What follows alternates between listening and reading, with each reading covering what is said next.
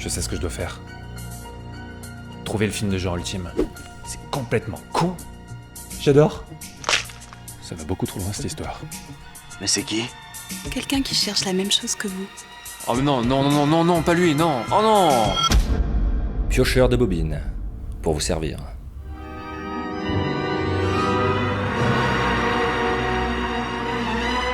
Date incertaine, lieu inconnu. Aujourd'hui, j'aborde une œuvre qui ne m'a pas encore livré tous ses secrets. J'ai l'étrange impression de quitter des rivages connus et de m'engager à travers un écran d'illusion. Les ombres dansent autour du chemin, et un vieux démon a ressurgi. Celui que je ne veux pas devenir. Mon vieil ennemi, P. Ça va, je te dérange pas? Alors mon fofo, c'est ça ta fiction. Alors si tu commences à être méta, ça va mal se mettre, ok? C'est moi qui suis méta ici. Mais ta gueule mon poteau. Mais c'est qui? Dracula. C'est pourtant faux. La version de 31? J'espère. Est-ce que tu pouvais dire un truc encore plus prévisible? Il existe tellement de films qui reprennent le mythe de Dracula. Pas officiel, sérieux, inattendu, plaisir coupable, nanar, délire barré, parodie. Dracula a pris toutes les formes. Aristo raffiné, bête assoiffée de sang, mec lambda, Luke Evans. Luke Evans? Là on parle au bas mot de centaines de films, sans compter tous ceux qui s'en inspirent de façon moins officielle. Et la raison, elle est simple. Le roman de Bram Stoker est tombé dans le domaine public depuis des plombes. Donc quand l'occasion s'est présentée pour le scénariste James V. Hart d'en écrire une énième adaptation, le bougre était en toute logique moyen bouillant, avant de se rendre compte que bizarrement, il n'existait pas encore d'adaptation réellement fidèle. Challenge accepted. À l'origine, son script était destiné à la télévision, mais il tomba entre les mains fébriles de Winona Ryder, qui sollicita Francis Coppola pour le réaliser et le produire. Ce qui donna en 1992 Bram Stoker's Dracula, un film que bizarrement tout le monde, dont moi, appelle Dracula de Coppola, alors que bon, c'est pas du tout son titre. Oh, j'ai vu un super film hier. Le Dracula de Coppola. Non mais la version de 31, c'est le classique quoi, tu peux pas dire le contraire. Le truc est indépassable. Tu peux me dire pourquoi? Il est vieux. Longtemps, les films de vampires ont été considérés comme des séries B un peu méprisables. Et on va pas tortiller, il y avait de quoi. Mais là, c'est LE film qui a créé toute l'imagerie de Dracula qu'on connaît aujourd'hui. Celle qui a été la plus reprise et parodiée.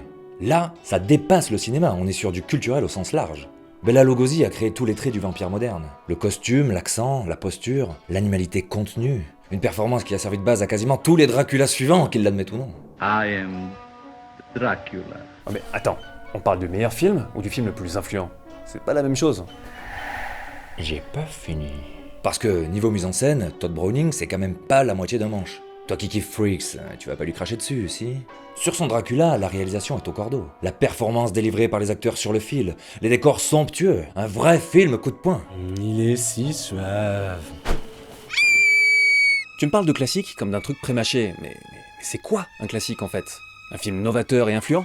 Un film qui est arrivé au bon endroit au bon moment? Quelque chose d'intemporel? Le film, je sais pas, le plus représentatif de son genre? Oui. Abonnez-vous. Parce que je vais pas dire le contraire. Oui, le Dracula de Browning a eu un impact important sur l'histoire du cinéma, et je comprends tout à fait son charme désuet. Mais sincèrement, vous l'avez vu récemment? En dehors de quelques jolis plans dans le château du comte, c'est du théâtre filmé plat, linéaire et chiant, parfois même limite grotesque. Non mais sans déconner les gars, quitte à avoir une chauve-souris comme ça affinée, je sais pas, mais juste son ombre, qui reste au niveau basique de son récit, et surjoué sans pour autant conserver la poésie du surjeu muet. 10 ans avant par contre, on a eu le Nosferatu de Murnau, qui racontait peu ou prou la même chose avec des noms changés pour une question de droit. Et là, excusez-moi, mais on est sur un autre level, un film qui exploite vraiment son médium, avec 12 idées de cinéma complètement barrées à la minute. Alors oui, Nosferatu est aussi considéré comme un classique, mais sans être rattaché au canon draculesque. Ce qui nous mène à la version de 92. Non mais attends, ton Dracula, on est tous d'accord là. C'est une jolie coquille vide. Ah parce que le Dracula de Browning, il raconte quelque chose d'intéressant.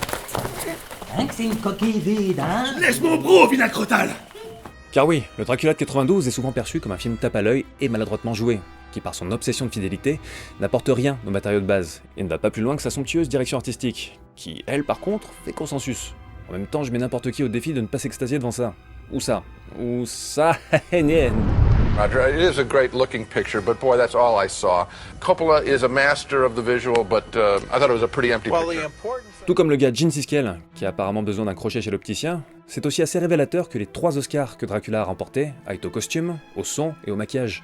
Bien sûr, c'est frais et cool roule ma poule, mais symboliquement, ça cantonne le film à une simple performance technique. C'est marrant cette idée selon laquelle un film bourré d'effets ne peut pas avoir de propos. Un argument sûrement utilisé par des gens pour qui le pinacle du funky, c'est poivrer un steak. Et il y en a ras le pompon, le Dracula de 92 est beaucoup plus riche qu'on ne le croit, et voilà pourquoi. On a quasiment été élevés ensemble. Pourquoi tu m'as jamais parlé de lui? Il fait rien qui m'embêtait. En plus, il est toujours propre. Bon, l'histoire, on la connaît tous plus ou moins, mais un petit rappel, ça mange pas de pain. L'action se situe en 1897, l'année de la sortie du roman d'origine. Habile. Jonathan Harker, un clerc de notaire plus guindé qu'un cintre en amidon, est dépêché en Transylvanie en remplacement de Renfield, un collègue devenu fou, pour conclure une vente, celle de l'abbaye anglaise de Carfax, avec le mystérieux comte Dracula. Y'a quelqu'un? Dracula, dont l'introduction nous a appris qu'il est le prince Vlad Dracul, un seigneur de guerre roumain qui a renié Dieu au XVe siècle après le suicide de sa bien-aimée Elisabetta, ce qui l'a transformé en vampire, condamné à ruminer sa douleur en peignoir à froufrou au fil des siècles. Et là déjà, adaptation fidèle, bah pas tant que ça. Dans le roman, Dracula était une pure représentation du mal. Et là, le film en fait une figure luciférienne, un ange déchu, ce qui va insuffler un côté tragique beaucoup plus appuyé dans le récit. Et comme changement, bah c'est pas rien. Mais pour revenir à Harker, Keanu Reeves qui l'interprète, c'est pour beaucoup de gens le gros point noir du film. Il a été bâché pour son jeu transparent et pour son accent anglais en carton de surfeur d'août californien. Oh, yes. Reeves en fait, c'était vraiment le Kristen Stewart de la génération précédente. Un acteur compétent qui n'a jamais vraiment réussi à se dépêtrer du running gag, comme quoi il a deux expressions. Les mêmes. Perso, sa performance ne m'a jamais dérangé. Je trouve même que bizarrement, elle accentue l'ambiance irréelle du film. Tout comme quand certains acteurs, genre Gary Oldman, qui joue Dracula, oui les jeunes, c'est le commissaire Gordon, adoptent un rythme de jeu étrange, directement hérité des films muets. En fait, tout le film a une qualité profondément musicale, et je dis pas ça juste par rapport à la bande originale épique et rampante de Wojciech Kilar, disons, un compositeur polonais qui a aussi fait le score de Fantôme avec chauffeur parce que faut bien manger. Non, le film ressemble vraiment à une symphonie. Sa rythmique donne la sensation de presque flotter à travers lui. Et c'est là qu'on voit l'énorme cohérence que Coppola a créée entre le design sonore déstabilisant, la direction artistique qui n'est pas juste jolie, mais raconte vraiment des choses, notamment avec ses codes couleurs, par exemple le bleu qui étant la menace du vampire et crée une inquiétude constante, ou encore le montage assez particulier, qui est très onirique dans sa façon d'entrecroiser les scènes en crescendo, tout en sachant quand se faire assez brusque.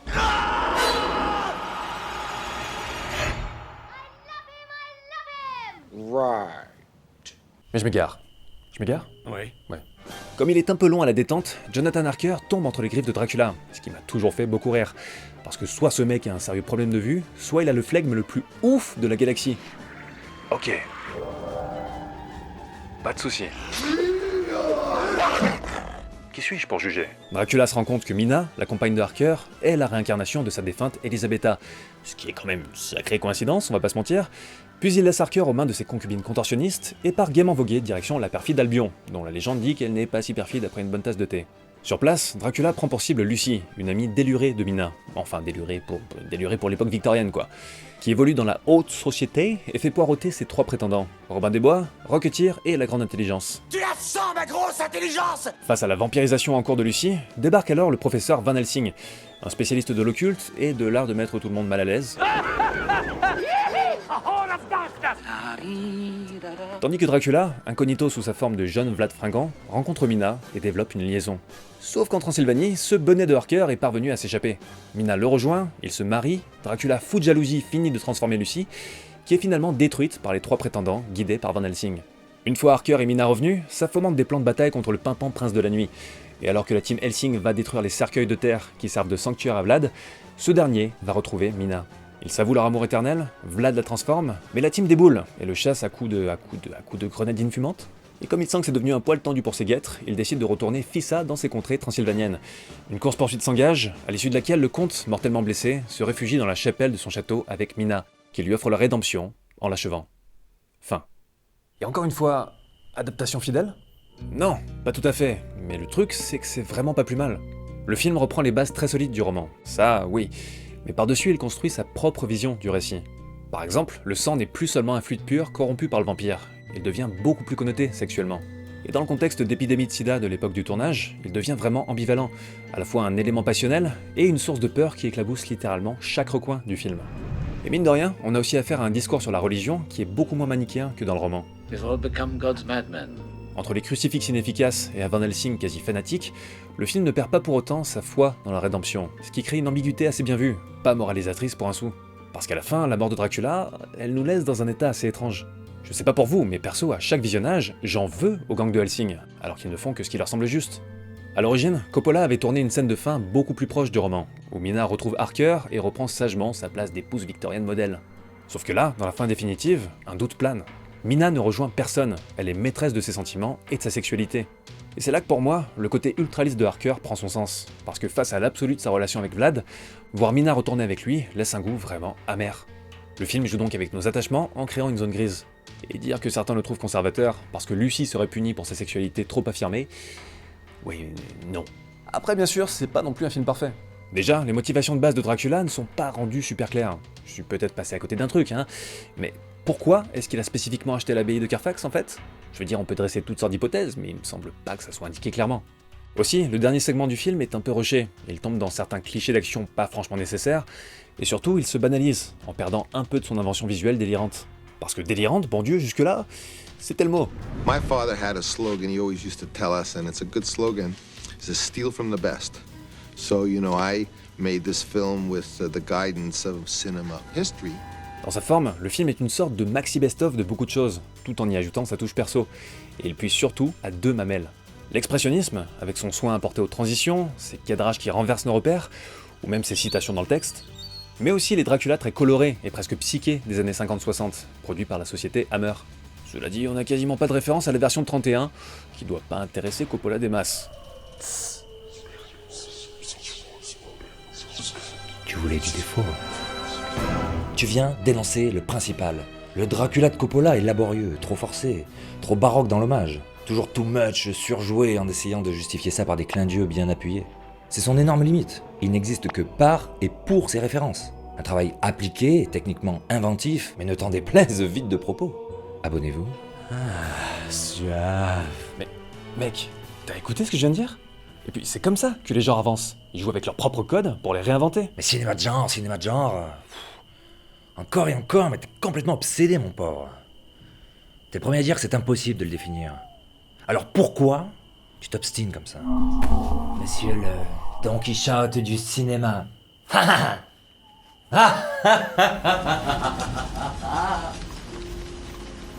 Ok, c'est donc là que j'en viens à ma théorie sur Dracula.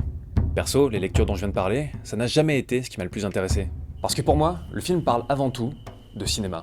J'aimerais attirer votre attention sur cette scène qui arrive à la fin de la première partie. C'est la scène névralgique de la rencontre entre Vlad et Mina, qui fait basculer le récit dans son arc principal. La rencontre des deux amants par-delà le temps. Une rencontre fortuite et romantique de pur cinéma, où la profondeur de champ diminue à mesure que les deux s'apprivoisent et s'isolent du monde. Et surtout, une rencontre qui tourne autour du cinéma. Et littéralement. Vlad veut voir de ses yeux le fameux cinématographe, inventé en 1895 par les frères Lumière, dans la foulée du kinétoscope d'Edison. Il est fasciné par la science et par ce nouveau rapport aux images. Parce qu'après tout, qu'est-ce que le cinéma, sinon tout comme le vampire, un jeu d'ombre et de lumière? Logique donc que dans le film, tout tourne autour de notre rapport aux illusions. Les reflets des personnages, les ombres surréalistes que Dracula projette, ses transformations. Le motif des yeux, qui revient aussi très souvent, ça n'est pas seulement un clin d'œil à l'expressionnisme. Il montre l'importance essentielle du regard et de sa manipulation. On a clairement un parallèle dressé entre Dracula et le cinéma, entre un ancien et un nouveau rapport aux images. Et au cas où ça ne serait pas assez clair, la bataille d'introduction est tournée à la manière des vieux théâtres d'ombre, un procédé d'image animée qu'on retrouve quasi à l'identique dans la scène du cinématographe, comme un vestige du passé. La scène de la rencontre entre Vlad et Mina, c'est donc aussi celle entre les mythes et la modernité, avec un effet inversé assez amusant, puisque contrairement à Vlad, Mina n'est pas convaincue par le cinématographe, comme si elle craignait le pouvoir obscène et trompeur des images, tout en restant fascinée. L'exacte même réaction que face à un vampire. On le voit aussi dans cette scène où Vlad et Mina dînent, et où les projections sur la vitre rappellent encore le théâtre d'ombre. Petit à petit, Mina se laisse happer dans cet univers fantasque. Des illusions qui mourront avec Dracula. Mais surinterprétation. Silence, Fripon! Au premier abord, on peut donc voir le film comme le passage d'un monde de superstition à un monde scientifique. La mort de Dracula, c'est la mise à mort d'une pensée magique qui est incapable de s'adapter à la modernité. Dracula fears us. He fears time. Mais je crois qu'en rester là, ce serait un peu trop simpliste. Et comme dirait l'autre, le simplisme... Voilà. Allons un peu plus loin. D'une certaine manière, le film rejoint un vieux débat au cinéma.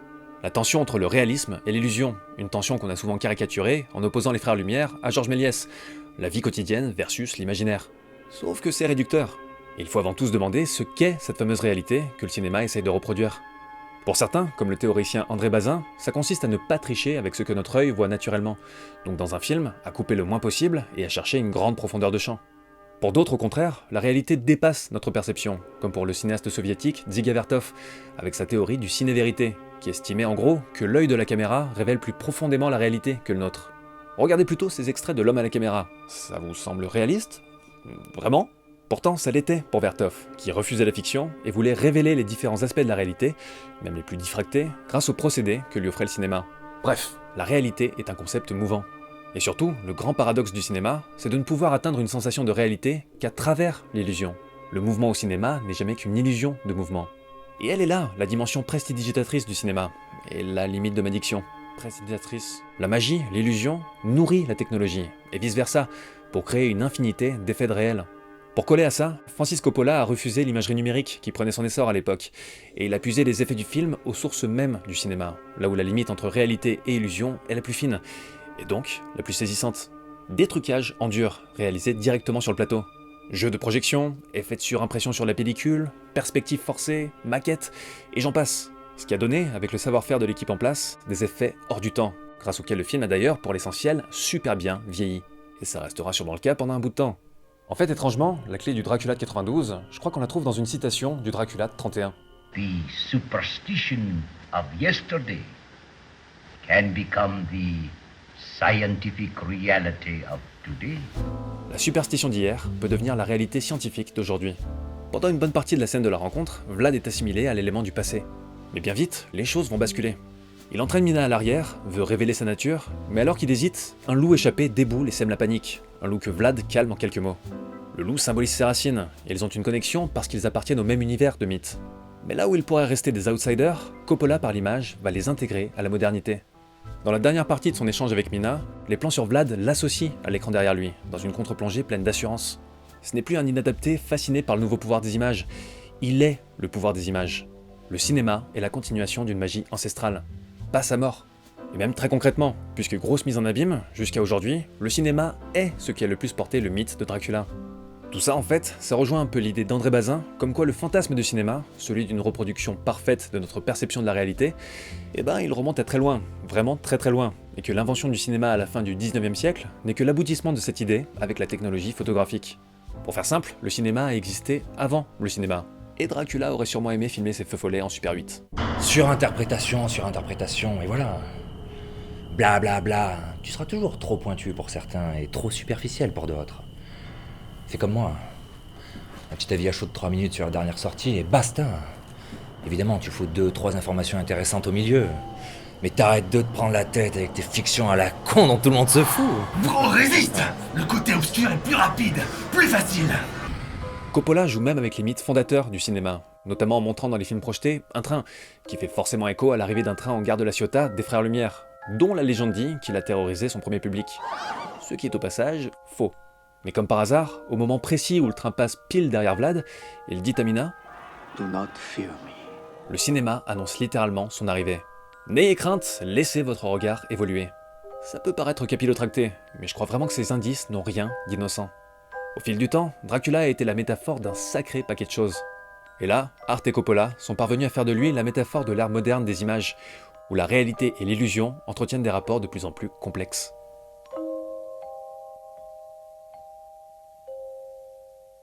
Donc excuse-moi, mais absence de propos... Voilà. Qu'est-ce que j'ai avec ça? Mais mec, à ce compte-là, moi je peux te faire un pavé métaphysique sur un steak au poivre. Sachons raison garder. Bon. On en parle de l'éléphant dans la pièce? Tu sais que je cherche la même chose que toi. Le film de genre des films de genre. Oui, justement. Pourquoi? Mais pour t'emmerder, mon fofo, tu sais que j'adore ça. Et le conseil le veut. Les vieux cons, il manquait plus que... Quoi? Ouais, les dynasties de cinéphiles outillés, il y en a quelques-unes en fait. Mais c'est complètement con. Eh, tu sais ce qu'ils veulent en faire? Allez, viens, Valburge. Le compte à rebours a commencé, mon pote.